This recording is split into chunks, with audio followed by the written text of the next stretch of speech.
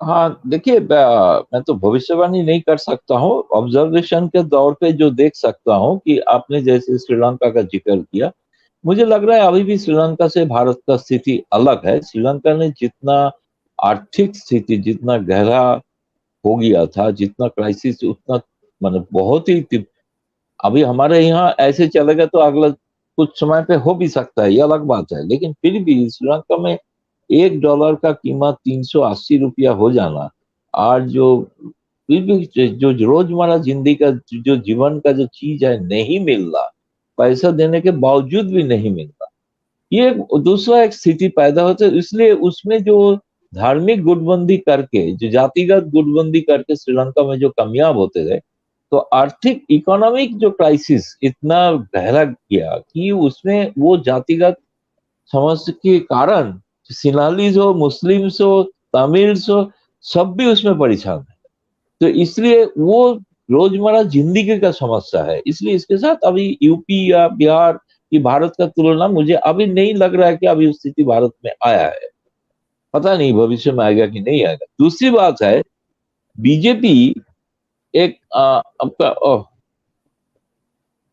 जी।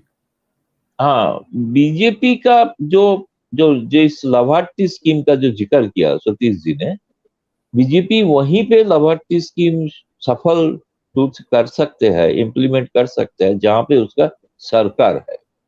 लेकिन इसलिए मैं यूपी मॉडल का बिहार मॉडल के साथ अलग करता हूं। बिहार में फिर भी नीतीश कुमार मुख्यमंत्री है। अगर जो लाभार्थी स्कीम जो है उसका श्रेय नीतीश कुमार को भी जाता है, जैसे बंगाल में ममता बनर्जी को गया था।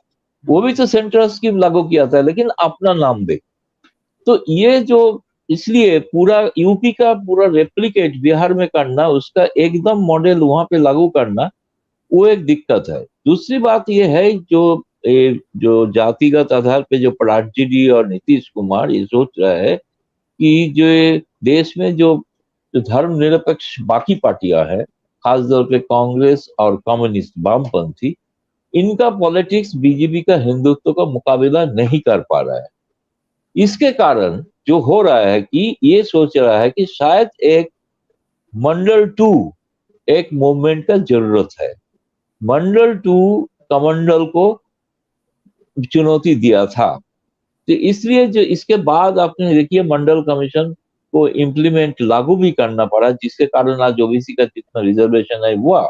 लेकिन ये जो इन्होंने जो बात उठाया है, ये बात सही एक तो है, ये क्लियर है, स्पष्ट है कि बीजेपी नहीं चाहता है जातिगत आधार पे जनगणना। जी, वो इसलिए स्पष्ट था। इसको इन्होंने और आगे बढ़ाएंगे कि इसको यही कहना है कि आप बीजेपी नहीं करना चाहते हैं, बीजेपी समाज में पावर शेयरिंग में जो इस ओबीसी श्रेणी को, ओबीसी जाति को जितना मिलना चाहिए था नहीं मिल रहा है। सारे सवर्ण अगाड़ी जाति सब कुछ ले रहा है। तो ये पॉलिटिक्स, लेकिन अगर जोर धूल पकड़ेगा तो बिहार में एटलीस्ट मेरे लग रहा है कि बीजेपी के लिए बहुत ही मुश्किल होगा। अब ये मैं देख रहा हूं कि इसका नेचुरल जो इसका कंक्लूजन जो होगा 24 के पहले, शायद, और नीतीश, लालू और बाकी सारे पार्टियों को जो गठबंधन पहले हुआ था जिसमें 2015 में नीतीश बने, और नीतीश को आप बहुत ही बड़ा देश का कुशली राजनीतिक खिलाड़ी मानना चाहिए। आज तक मुख्यमंत्री पद से वो हटा नहीं, बहुत कितना दिन हो चुका है, कहीं ना जी। कहीं डिस्पेंसेशन हो मुख्यमंत्री रहते हैं। तीसरे, नीतीश कुमार को एकदम अंडर एस्टिमेट करना डिफिकल्ट है। जो तेजस्वी यादव ने जो डिमांड उठाया था, उसके कारण नीतीश कुमार ये मान लिया और ऑल पार्टी मीटिंग 27 को बुला रहा है, कुछ 27, जिस 27 में मोदी सरकार का 8 साल पूरा होने जा रहा है। उसी दिन ऑल पार्टी मीटिंग जातिगत आधार पे उसके आगे रोक किया होगा, क्योंकि तेजस्वी ने बोल दिया था अगर नीतीश नहीं मानेंगे तो हम शुरू करेंगे पद यात्रा, सारी जगह पे फिर घूमना शुरू करेंगे। तो इसलिए नीतीश को भी मानना पड़ा, नीतीश उसमें राजी हो गया। अब देखिए दूसरा की इंपॉर्टेंट छोटी बात लेकिन बहुत बड़ा गहरा उसका इम्पैक्ट है। जो बीजेपी जिसमें विश्वास नहीं करते हैं, उस आइडियोलॉजी लेके नीतीश कुमार बात करना शुरू कर दिया है। बोला है कि पुरुष अगर पुरुष को शादी करते हैं तो उसमें आपत्ति क्या है। ये बात हम्म। बीजेपी कतई नहीं मानेंगे। तो आइडियोलॉजिकली बहुत ही मतलब कौशली ढंग से वो बीजेपी के लिए एक मैसेज दे रहा है और बाकी सेकुलर पार्टी को मैसेज दे रहा है कि हम बीजेपी के साथ शायद अभी इस बार पूरा नहीं हूं। तो इसलिए मैं बोल रहा हूँ कि अभी कोई फोरकास्ट करने का ठीक नहीं है। दो चीज तो देखना पड़ेगा, उसका आरपी जो आरसी सिंह है उसका नॉमिनेशन देते कि नहीं देते हैं, वो एक बात तो है जरूर। दूसरी बात है कि राष्ट्रपति चुनाव में नीतीश का रुख क्या होगा, वो एक बात है। उसके बाद शायद राष्ट्रपति चुनाव के बाद नीतीश तय करेंगे उसका अगला रण, क्योंकि अगर लाभार्थी स्कीम बिहार में चालू करना है, उसका फायदा उठाना है, तो बीजेपी का अपना मुख्यमंत्री होना जरूरी है, जो अभी दिखाई नहीं दे रहा है। इतना बिल्कुल आसान भी नहीं है, उतना नंबर भी नहीं है सारे पार्टी को तोड़ के एक सरकार बना लेंगे, ये मैं नहीं देख रहा हूं, इतना आसान नहीं है। जो लाभार्थी स्कीम का फायदा बीजेपी ने उत्तर प्रदेश में मिला, बाकी जगह पे मिला, वहां पे उसका सरकार है, वो सरकार उसका पूरा क्रेडिट दिया ना। लेकिन उसमें बात सही है कि यादव की बहुत सारे लाभार्थी में है, बाकी दलित तो है, गरीब दलित है वो लाभार्थी में है।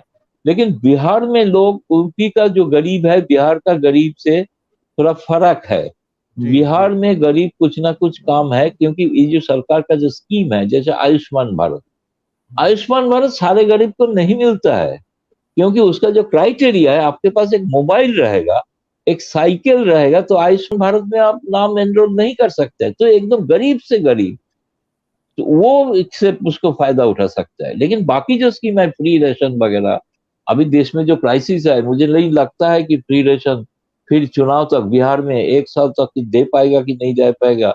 मैंने अभी सुना है कि यूपी में बहुत लोगों को जो फ्री रेशन मिल रहे थे, उसमें बहुत लोगों का ना कर दिया है, उनको नहीं बिल्कुल। मिलेगा। ये जी जी। इसलिए चुनाव का पहले जो मिलता है, चुनाव के बाद मिलेगा कि नहीं मिलेगा, ये यूपी से भी देखना पड़ेगा कि सबको मिल रहा है कि नहीं, नहीं मिल रहा है।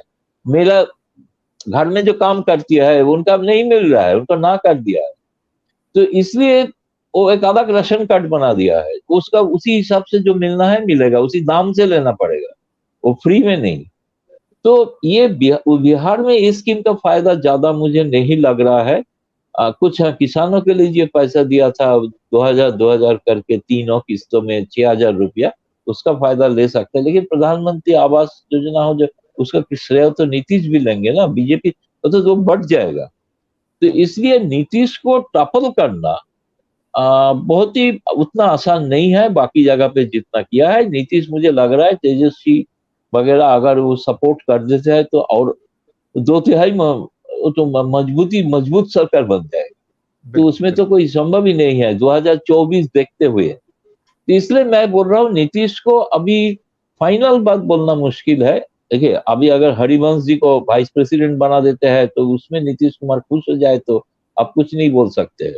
हरिवंश बैंक का उपराष्ट्रपति भी चुनाव है साथ साथ, अगर हरिवंश जी है, अगर वो उपराष्ट्रपति हो जाते हैं तो नीतीश कुमार की विरोध करेंगे, मुझे नहीं तो लग रहा है। तो कुछ ना कुछ पॉलिटिकल डील हो रहा है, नीतीश कुमार देख रहा है 2024।